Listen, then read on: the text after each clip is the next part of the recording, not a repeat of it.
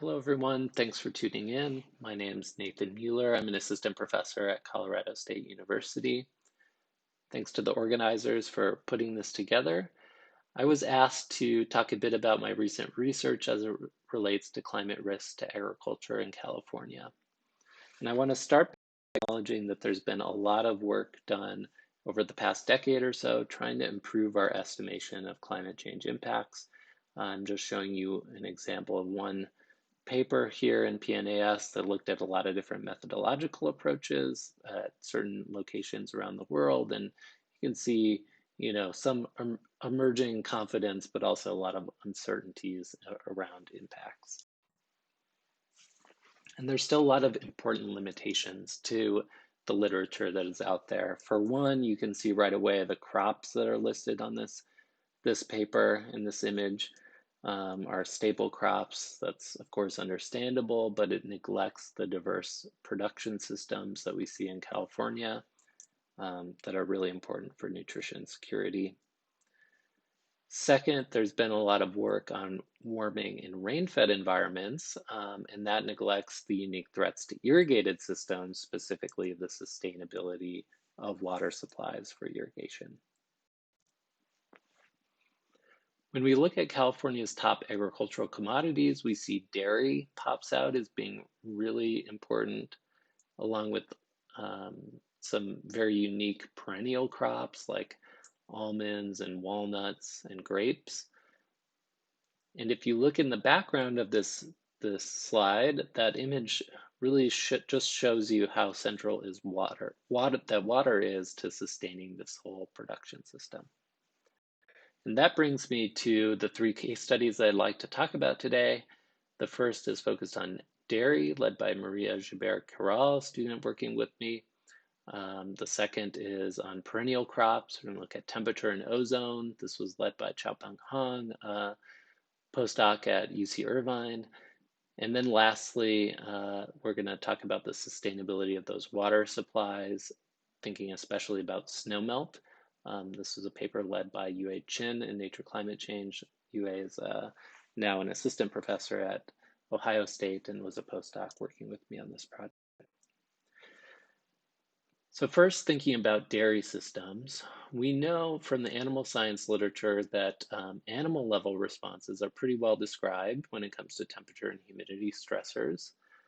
But system level responses are really unknown. What do I mean by system level? I mean the types of changes in yields that you get when you look at the system as a whole, at say a bigger spatial unit like a county or a state. And that's because,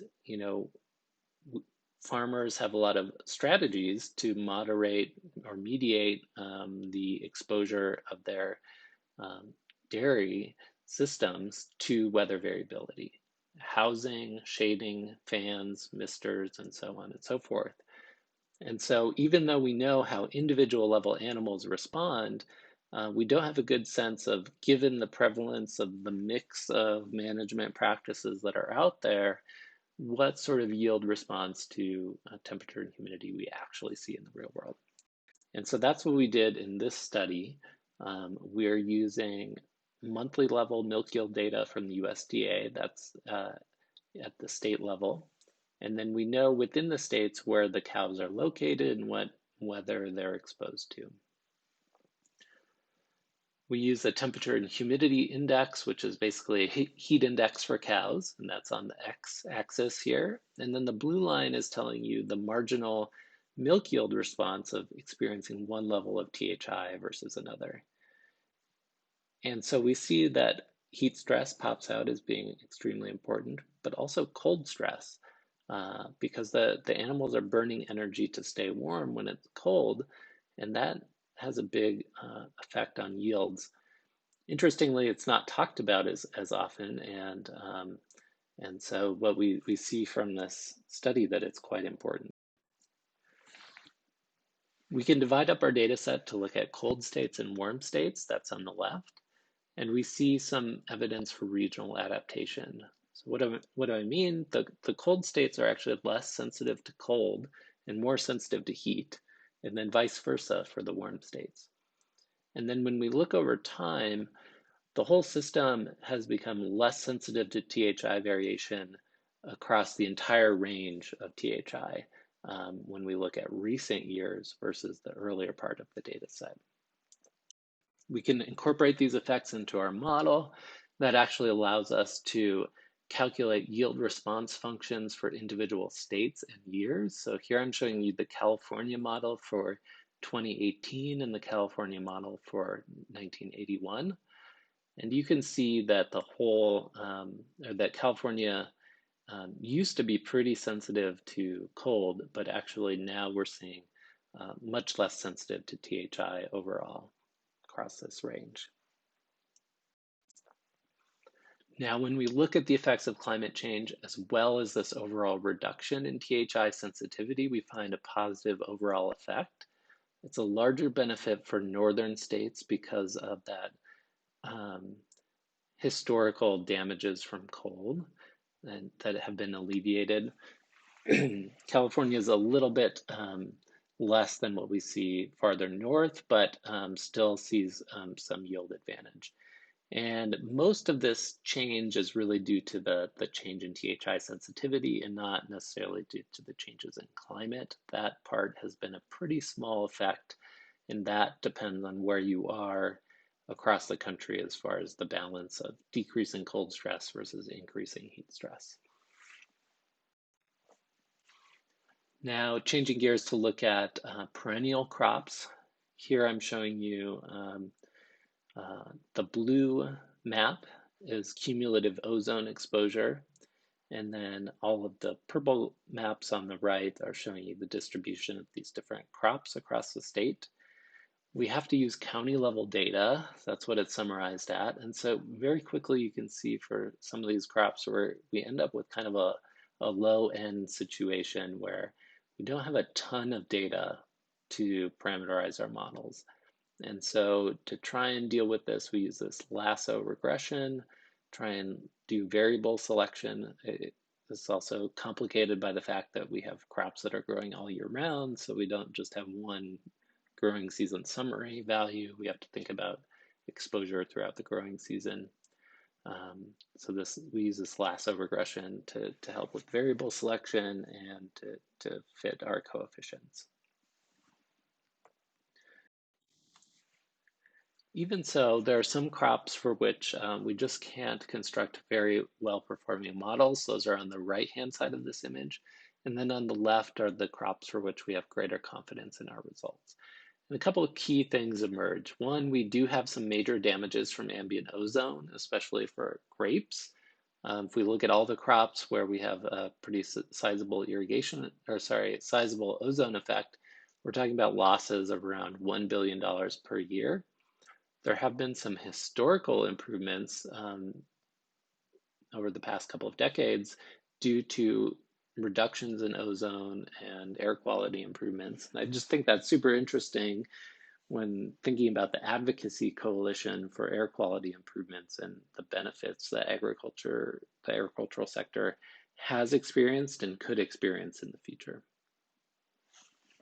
When we look at warming, that's on the bottom panel there, we do see some sizable projected damages for almonds and walnuts under a uniform 2C warming, but then surprisingly, a lot of the other crops are pretty insensitive to warming. And this could have something to do with the role of irrigation. We know from other studies and rain-fed environments that a good chunk of that sensitivity to warming occurs through a water stress pathway. And in irrigated environments, that of course can be removed by supplemental water. So surprisingly less of an impact there directly, but that does get us into thinking about the sustainability of water supplies for irrigation. That's what we tried to look at in this study here, focusing in on surface water demands and surface water supplies. Now, almost all surface water demand is from irrigation, but we're also looking at other uses as well when we're doing this accounting. And the demands are represented here in the bars. And you can see how that relates to the surface water supplies in the lines. both coming from rainfall runoff and snowmelt runoff. And then we do just a very simple accounting scheme looking at the water demands in every month and how that relates to the rainfall runoff and the snowmelt runoff. And if water supplies aren't available in that month, we know that they're being met by alternatives, right? So what are those alternatives? We're talking about water projects, so interbasin transfers and reservoir storage, so extra water from earlier in the season that's being used to meet that demand later. And into the future, when we do look at these projections of warming,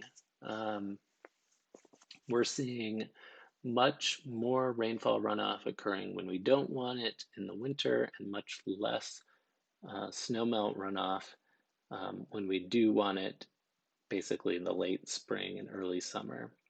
So that's going to place a lot of pressure on these alternative sources.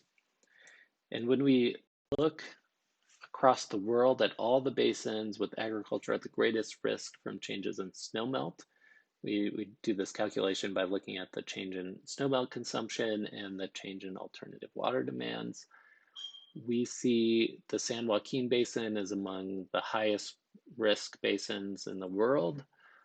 There are adaptation options out there, but the option set is pretty limited in California because we already have a lot of groundwater stress and a lot of demands on the reservoir system. So looking across these different studies, I'd say some good news and some bad news.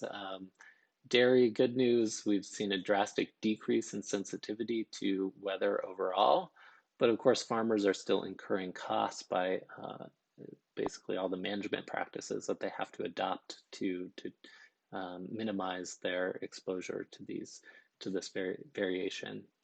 When we look at perennial cropping systems, some direct impacts on almonds and walnuts from warming, but a lot of irrigated crops not very temperature sensitive. Ozone damages are substantial, so there's potential for improvements in the future with air quality control. But then thinking about the sustainability of the water supplies for irrigation, we have some major concerns about changes in surface water supplies due to changes in snowmelt and that incurring large increases in unmet water demands.